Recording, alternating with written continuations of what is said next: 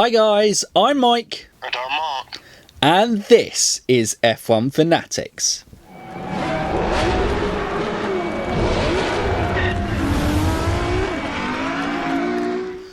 Welcome back to another Feeder Series video. It is Feeder Fridays for you guys, and a slightly different topic for you today. Obviously, our main focus has been on Feeder Series into Formula 1, but today, obviously, Formula E is a growing expansion in itself, and it'll be interesting to see whether Formula E starts having driver academies,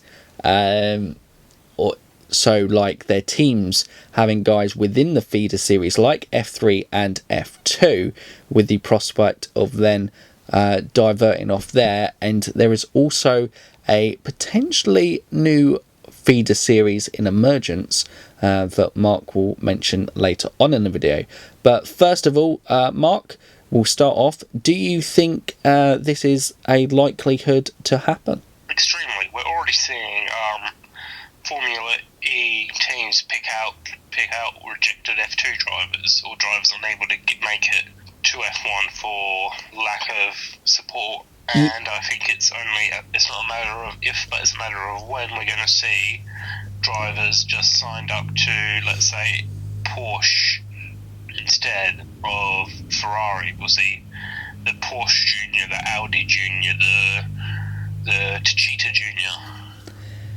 It makes sense. F3 and F2, now that the pyramid seems to be being refined by the FIA, obviously the FIA endorse both Formula E and Formula 1. It just makes sense that it's single-seater racing that progresses through. And clearly, obviously, with the Formula F1 drivers, and obviously Nick De Vries going straight from F2 Formula E. Alex Sims was part of the junior series. Sam Bird as well, wasn't he?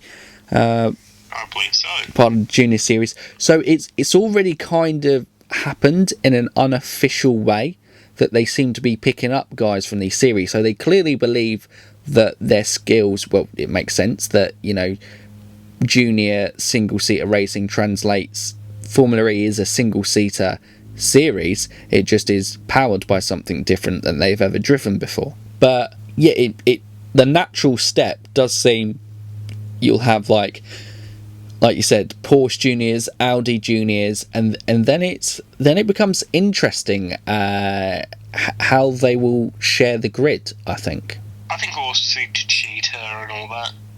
Yeah, but I mean, it'll be interesting to see the proportion to F1 juniors in F2 to the proportion to Formula E juniors, and whether someone like a Mercedes will be like a crossover.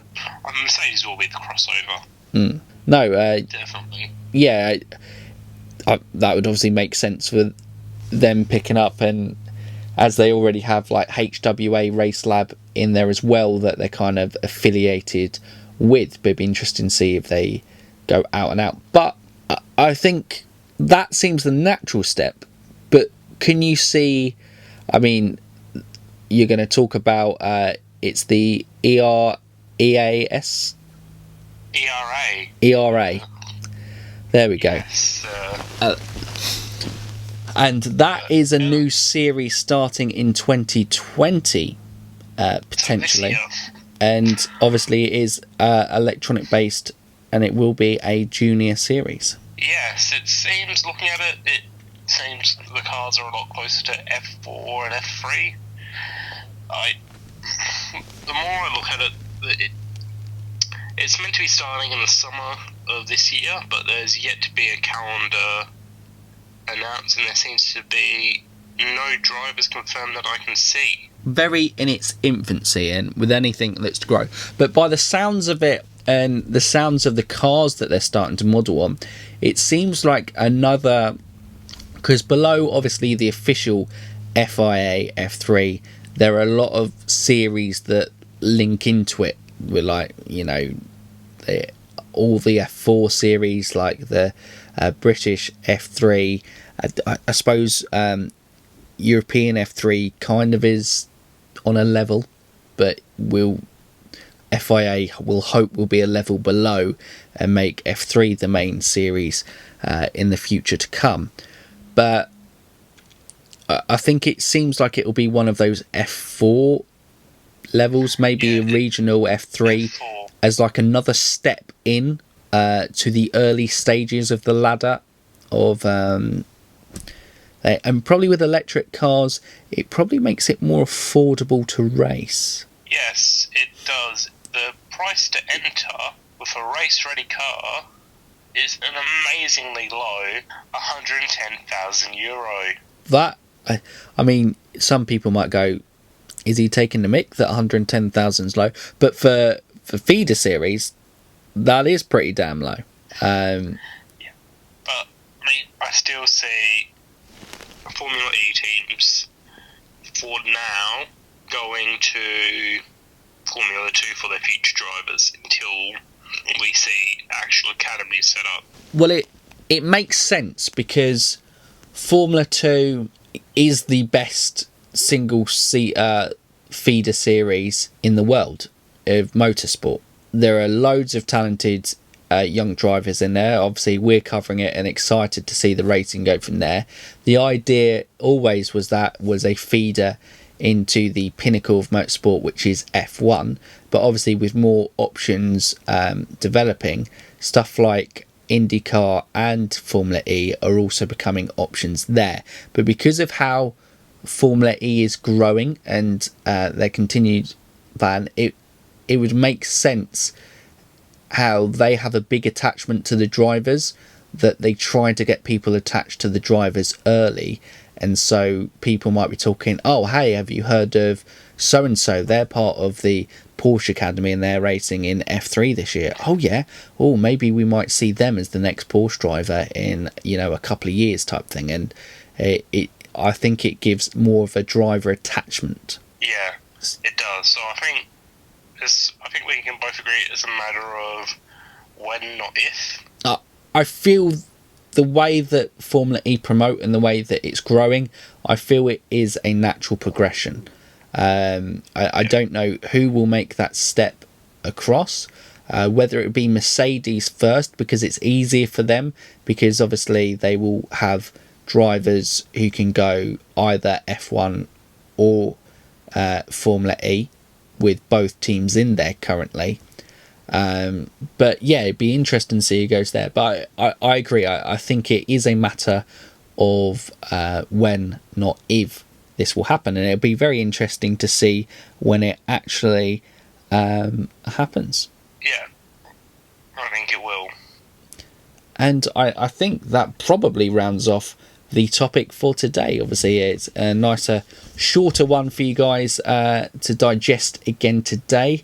It's an interesting topic to discuss, and it's interesting first time we've probably really spoken about Formula E on the feeder series. But as it grows from strength to strength year on year, it's something that has to be mentioned. And with the last F2 champion going to Mercedes in Formula E with Nick de Vries, it's something that has to be covered and talked about.